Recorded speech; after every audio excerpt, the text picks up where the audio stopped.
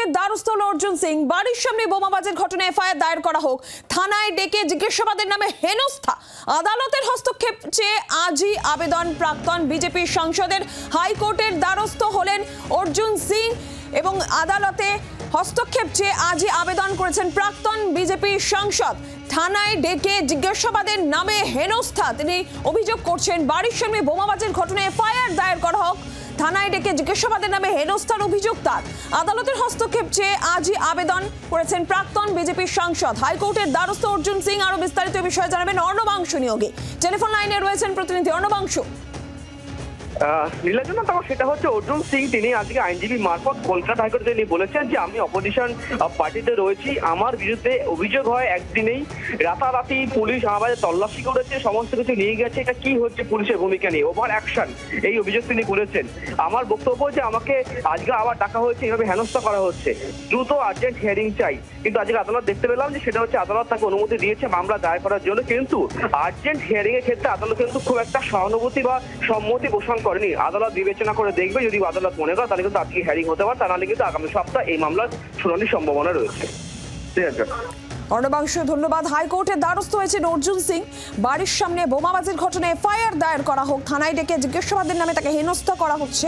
আদালতের হস্তক্ষেপ চেয়ে আবেদন করেছেন অর্জুন সিং। অন্যদিকে আজকে অর্জুন সিংকে ফের পুলিশ তলব করে। গতকালকের পর আজকেও তাকে তলব করা হয়। দুপুর 2টোয় জগদ্দল থানায় তাকে তলব করা হয়েছে। অর্জুন সিং তার আইনজীবী যেটা জানিয়েছেন যে ব্যক্তিগত কাজে রাজ্যের বাইরে রয়েছেন, এমনটাই অর্জুন সিং এর তরফ থেকে জানানো হয়েছে। আমরা আরো বিস্তারিত বিষয়ে তথ্য নেব।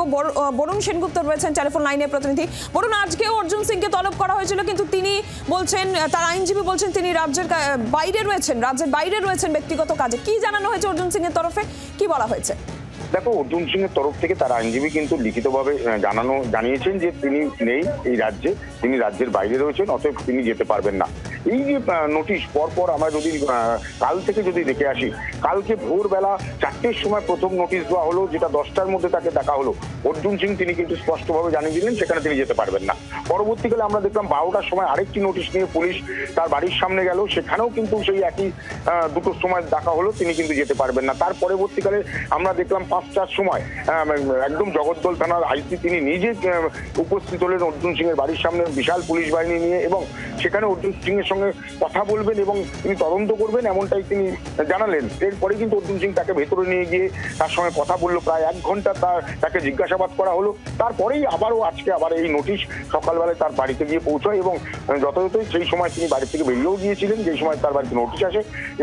উকিল তার যে আইনজীবী রয়েছে তিনি কিন্তু একেবারে জানিয়ে দিয়েছেন যে তার পক্ষে যাওয়া সম্ভব না। কিন্তু এই যে বারবার করে ডাকা, এটা নিয়ে কিন্তু রাজনৈতিক মহলে ব্যারাকপুর শিল্পাঞ্চলে একটা অন্যরকম পরিবেশ তৈরি হতে শুরু করে দিয়েছে।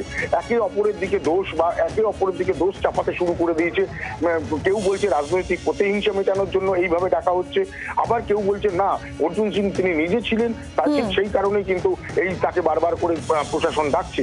এই যে তিনি নিজে ছিলেন কি নিজে ছিলেন না, এটা প্রমাণ করার জন্য পুলিশ কিন্তু একটি সিসিটিভিও গতকাল প্রকাশ করেছিলেন। কিন্তু সেই হাইকোর্টের দ্বারস্থ হয়েছেন অর্জুন সিং। বরুণ, ধন্যবাদ।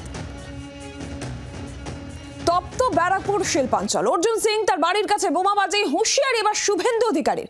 এফআইআর থাকা ব্যক্তিরা গ্রেফতার না হলে ঘেরাওয়ের হুঁশিয়ারি বিরোধী দলনেতার।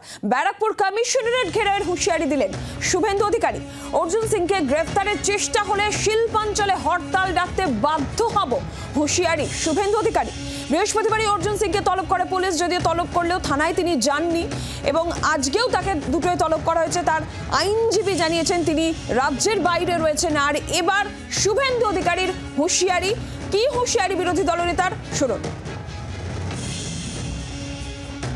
পরিষ্কার হুঁশিয়ারি দিয়ে যেতে চাই, যাদের নামে এফআইআর হয়েছে যদি গ্রেপ্তার না করেন তাহলে আমরা কমিশনারেট ঘেরাও যেমন করব, অর্জুন সিংজিকে যদি উত্ত্যক্ত করা হয়, গ্রেপ্তারের চেষ্টা হয়, আমরা ব্যারাকপুর শিল্পাঞ্চল জুড়ে বন্ধ হরতালের দিকেও যেতে বাধ্য হব। বাংলার আওয়াজ, বাঙালির আবেগ, জি 24 ঘন্টা।